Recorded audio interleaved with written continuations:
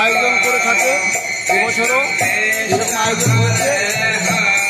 আজকে শুভ উদ্বোধন করবেন আমাদের মাননীয় চেয়ারম্যান নারায়ণ চৌধুরী মহাশয়। 7 দিন ধরে আমাদের এই অনুষ্ঠান এই জায়গাটা কোথায়? এটা জয়নাথ আগরওয়ালা পার্কে পাশে